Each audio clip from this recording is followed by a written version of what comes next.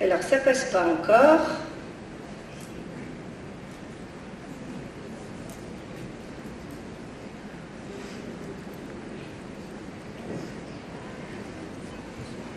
Ça.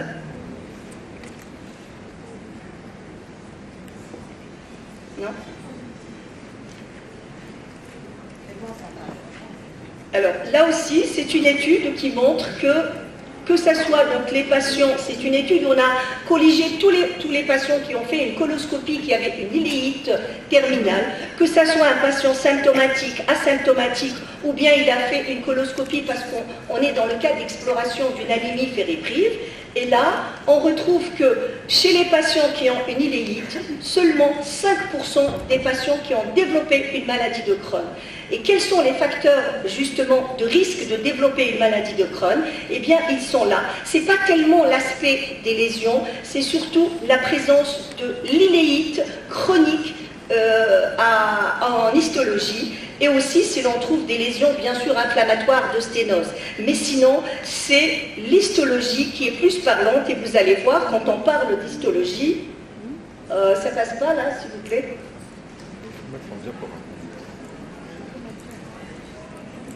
Pourquoi ça passe pas comme ça, systématique?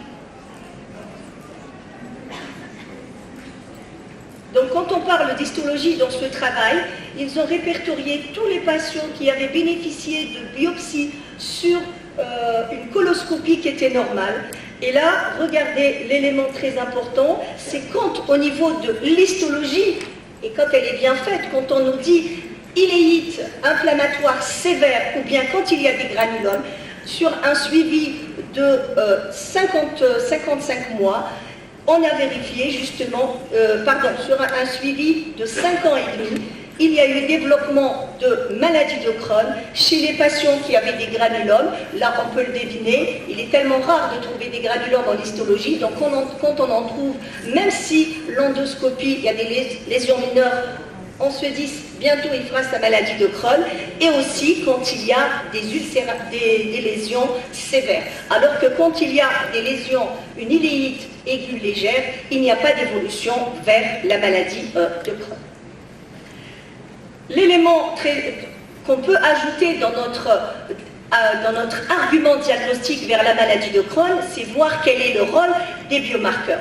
Vous savez très bien que ASCA positif et PRK négatif peut évoquer un diagnostic de maladie de Crohn, avec une sensibilité de 54% et spécificité de 92%, mais attention, ASCA positif n'est pas pathognomonique, il peut être positif dans la maladie cœliaque et dans la tuberculose. Et c'est la raison pour laquelle le message fort, c'est que ces tests génétiques et la sérologie ASCA et ANCA, il faut savoir qu'elles ne sont pas recommandées pour le diagnostic de routine de maladie de Crohn ou de rectocolite hémorragique. On ne va pas penser à une Mickey et demander la sérologie avant de faire toutes les étapes et notamment l'endoscopie. Ça, c'est quand on a envie d'avoir un raisonnement global, c'est comme si on avait un puzzle et il nous manquait un petit quelque chose pour avoir plus d'arguments vers le diagnostic de maladie de Crohn, on peut l'utiliser. Donc, à utiliser dans des situations particulières. Quel est l'apport de la calprotectine fécale dans le diagnostic de la Mickey? On va voir le topo tout à l'heure en détail, mais il faut savoir que maintenant, le seuil de positivité retenu récemment pour les diagnostics de Mickey, par le consensus, est de 250 microgrammes. C'est-à-dire que quand on a des symptômes, sans faire la coloscopie, si je fais la calprotectine et si elle est à 250, ça veut dire que je suis sûre de trouver des lésions endoscopiques en coloscopie après ce tour. Le dernier cas clinique, c'est le même patient, et s'il avait une iléite, mais cette fois-ci, il est asymptomatique. D'accord, on fait une coloscopie, il est asymptomatique, mais il a des antécédents dans la famille qui ont une maladie de Crohn. C'est-à-dire que ce patient est allé faire un dépistage de cancer, de polype, et il trouve des lésions, mais dans ses antécédents, il a dans la famille des maladies de Crohn et on a trouvé une iléite. Alors quel est le rôle de l'hérédité? Un beau travail avec un petit effectif a été fait par l'équipe italienne, 35 patients asymptomatiques affiliés au premier degré avec 18 patients souffrant de maladie de Crohn, eh bien on a trouvé 2,8% de maladie de Crohn chez ces patients qui sont asymptomatiques et qui présentent des lésions iléales. Ça veut dire qu'il va falloir tenir compte de l'antécédent du patient, et quand il y a de l'hérédité, donc c'est un élément qui va évoquer beaucoup plus une maladie de Crohn.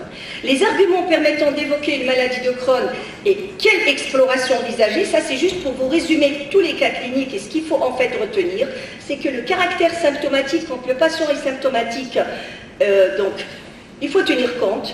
Quand les lésions sont diffuses et creusantes, c'est suggestif de la maladie de Crohn et probablement proposer un traitement, que le caractère transmural en radiologie est aussi un élément important, que l'histologie, quand on a une iléite chronique sévère, est aussi un élément important à prendre en compte, le rôle des ASCA et la calprotectine, on en a parlé, et aussi l'intérêt du rôle de l'hérédité. Très rapidement, on va parler de l'approche, il y a juste 2 ou 3 diapos, ne vous inquiétez pas. Quelle est la prise en charge et quel est le potentiel évolutif de cette iléite de découverte fortuite?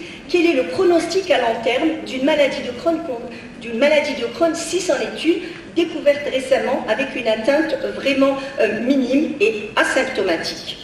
Eh bien, quand on voit les études en population, regardez cette première ligne-là, vous avez une poussée et après on n'a plus rien. 43% de ce phénotype montre qu'il peut y avoir des Crohn, comme je dis, gentils. Ça veut dire qu'il va faire une petite poussée, il n'y a plus rien. Si ces types de patients, ce n'est pas la peine d'aller les bombarder avec des immunosuppresseurs et des biologiques, parfois une simple surveillance. Et ce travail aussi belge très intéressant, qui est une étude rétrospective, mais qui s'est intéressée à voir quelle a été l'évolution de ces formes justement très bénignes, non compliquées, qui n'ont pas eu d'immunosuppresseurs, qui n'ont pas eu des biologiques. Eh bien, on a vu que, comparaison à d'autres phénotypes de maladies, d'autres profils de patients de maladies de Crohn, c'est des maladies de Crohn, comme on dit, très gentilles. Ça veut dire qu'il n'y a pas de complications et il y a à peine 15% des patients qui vont compliquer à 10 ans et jusqu'à 30% à 20 ans. Ce n'est pas du tout les taux qu'on a quand on parle de maladies de Crohn. Alors, quelle est la prise en charge de ces formes très légères, très mineures de maladies de Crohn, iliocécales ou bien iléales modérées? Eh bien, le traitement, malheureusement, il n'est pas disponible en Algérie, c'est le budesonide. Tous les travaux ont montré que le budesonide était supérieur à la mésalazine dans cette indication pour induire une rémission dans la maladie de Crohn légère. Et ensuite, quand on a atteint la rémission, de la discussion entre ce type de patients, les laissés au 5-ASA, c'est une discussion, et quand on voit les consensus et les dernières recommandations, c'est moitié-moitié. Et les recommandations donc sont très claires, depuis les premières recommandations sur la maladie de Crohn, en cas de poussée minime d'une maladie de Crohn iliocécale, le budesonide, 9 mg, est le traitement de première intention. En conclusion, on dira que les causes infectieuses, en particulier les yersignoses, sont responsables de la plupart des iléites aiguës. Et vous l'avez très bien vu, ça marche très bien avec une kilonone pendant 10 jours et le problème est réglé. En cas de découverte fortuite d'une iléite isolée, on a parlé des signes, des facteurs prédictifs qui peuvent nous amener à évoquer une maladie de Crohn. L'iléite de découverte fortuite chez un patient asymptomatique progresse très rarement vers une maladie de Crohn. Aucun suivi n'est proposé, ça aussi c'est un message fort, c'est-à-dire que si vous trouvez des lésions et que le patient est complètement asymptomatique, rassurez-vous et rassurez votre patient, il n'y a pas de problème par rapport à cette situation. On a bien vu qu'il y avait plus de 30% d'iléite idiopathique. Iléite de découverte fortuite chez un patient symptomatique évolue plus fréquemment vers une maladie de Crohn. Donc on va plutôt s'intéresser à ces patients qui sont symptomatiques, chez lesquels on va trouver une iléite. Ça mérite des examens supplémentaires, ça mérite une surveillance probablement avec la calprotectine si on n'a pas envie d'être invasif.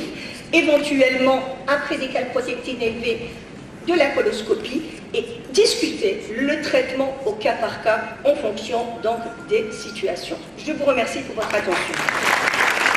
Merci Dr Gala. Donc pas de questions, pas de questions de la date. Oui, tout à l'heure. Parfait. Merci. Donc on appelle